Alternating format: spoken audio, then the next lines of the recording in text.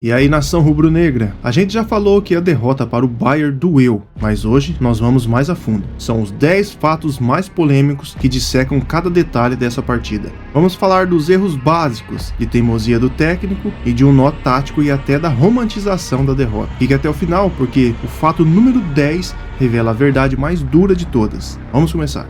Para começar com um soco de realidade, para muitos, o placar de 4-2 não foi um acidente, mas sim a lógica do futebol atual. E o nosso amigo Rizek, ele abre o debate colocando o resultado em perspectiva, comparando a outras finais recentes. Se liga só. O que aconteceu aqui é a lógica, né? O que se espera de um confronto entre um gigante europeu e um ótimo time sul-americano, dos melhores que a gente tem, talvez até o melhor, é justamente um placar como esse, na minha opinião, 4-2. É por aí mesmo que acontece. O City derrotou o Fluminense por 4-1, quando o Fluminense era o campeão da Libertadores.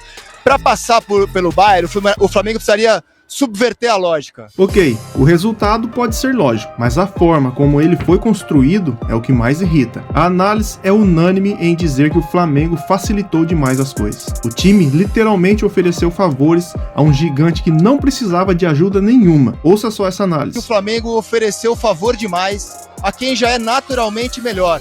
Se o Flamengo não tivesse oferecido tanto favor, eu acho que poderia ter conseguido algo melhor aqui. O que você acha? E que favores foram esses? Felipe Melo, com a sua experiência, é um cirúrgico. Não foi um erro, nem dois. Foram 3 gols sofridos de maneira parecida, por falhas na saída de bola. Se liga só. Mas de fato, um jogo tão grande, como um time tão forte como o Bayern, o time não pode errar 3 bolas em saída de gol. Isso, o Flamengo levou vantagem, principalmente depois da entrada do Bruno Henrique. E se o erro se repetiu 3 vezes, a polêmica recai sobre o banco de reservas. Por que Felipe Luiz não mudou a estratégia? O comentarista Sobis classifica a insistência em sair jogando pelo mesmo lugar como um erro básico do futebol. Se liga só. Você já perde uma bola na frente da área, tu já muda, né? Já muda um pouquinho da forma de sair. E o Flamengo tomou os 3 gols saindo do mesmo jeito na frente da área. Isso é meio que um erro meio que básico no futebol, né? Joga por fora. Até organizar, queira ou não, por estar calor, a questão da parada técnica, ela conta muito como um tempo. Organiza, para de sair por dentro, joga a bola lá nas costas, parou e dá uma organizada. Então, a culpa não é só do técnico. Não, a análise também aponta para uma responsabilidade dos jogadores dentro de campo. Denilson afirma que faltou ao time leitura de jogo correta para entender o perigo e mudar a forma de jogar por conta própria. O Flamengo, quando ele começa o jogo e toma logo o gol, o Flamengo continua jogando da mesma forma, né? Tentando sair jogando. De repente foi um erro de leitura do Felipe, tentar de repente... Daqui a pouco eu vou perguntar pro Rafinha um comentário que ele fez durante... O Flamengo errou porque de fato o Bayern pressionou, mas porque o Flamengo não fez a leitura de jogo correta que tinha que ser feita naquele momento. E aí, já chegamos na metade da nossa lista. Se esses 5 primeiros fatos já te deixaram pensando, deixa o like e se inscreve no canal, porque os próximos 5 são ainda mais profundos.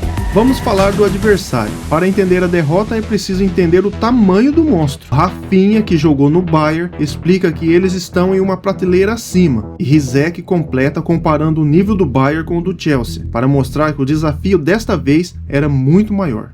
Com muito respeito ao Flamengo, mas é uma prateleira acima, é um nível de adversário acima do Chelsea. Chelsea e Bayern são times de prateleiras diferentes, né? O Chelsea não jogou a última Liga dos Campeões, inclusive terminou em 4º nessa edição da Premier League, vai jogar a próxima, mas para mim claramente são times diferentes, né? Hoje era um degrau muito alto. E o que define essa prateleira acima é a capacidade de te destruir mentalmente com a pressão. Losetti descreve a tática do Bayern como uma pressão insana, e Rafinha revela que até a posição da defesa jogando no campo de ataque é treinada para te induzir ao erro.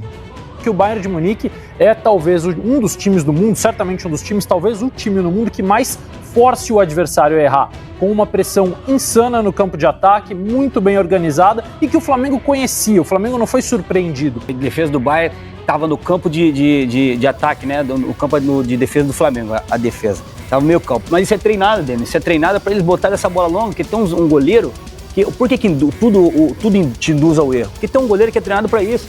para ficar na sobra, para receber essa bola. Então, E aí vem a parte que mais dói. O time teve a chance. No 2-1, o Flamengo estava melhor em campo. A torcida veio junto, a virada parecia possível. E foi aí que veio o balde de água fria. Felipe Melo descreve esse momento de esperança e de frustração. Quando o Flamengo fez o 2-1, inclusive, o Flamengo teve a oportunidade, a torcida do Flamengo começou a vir junto com o time também, só que depois o Flamengo acabou recuando, parece que deu um abafa justamente por causa da pressão que o Flamengo começou a fazer, mas de fato, um jogo tão grande, como um time tão forte como o Bayern, o time não pode errar 3 bolas em saída de gol. A análise também levanta uma polêmica sobre o futuro, o novo formato do Mundial de Clubes. Rizek argumenta que a jornada para um time sul-americano se tornou uma escalada impossível, tendo que passar por múltiplos gigantes europeus em sequência. Como fica ainda mais difícil algo que já estava quase impossível, que era o time sul-americano conquistar o Mundial, né? Porque no outro formato do Intercontinental, se você consegue um jogo de um europeu, como o Botafogo fez com o PSG. Agora, esse formato, você tem que escalar muitas montanhas, né? Teria que passar hoje pelo Bayern, depois pelo PSG, depois pelo Real Madrid. Cansa só de pensar o desafio para um time sul-americano, né, Dena? E finalmente o 10º e último fato. Depois de toda a análise, a conclusão é um banho de água fria na nossa paixão. A verdadeira diferença, o que realmente decide o jogo no final das contas, não é só a tática ou o talento, é o dinheiro. Rizek resume tudo em uma frase icônica. Coisa tão óbvia que não é a diferença do futebol do jogador sul-americano para o europeu, tanto que, com exceção feita ao Bayern, todos os europeus aqui vivos na competição têm jogadores brasileiros. E a gente insiste em perguntar a diferença do futebol sul-americano para o europeu. É o dinheiro, é a economia, idiota, como diria o outro. E aí estão 10 fatos polêmicos que mostram uma derrota complexa, erros do Flamengo, méritos de um super time e a dura realidade do futebol mundial. A pergunta que fica é: qual desses 10 fatos mais te impactou? E o que o Flamengo precisa fazer para mudar essa história no futuro? Deixa sua opinião sincera aqui nos comentários e se inscreve no canal para não perder mais análises como estas. E a gente se vê no próximo vídeo. Valeu!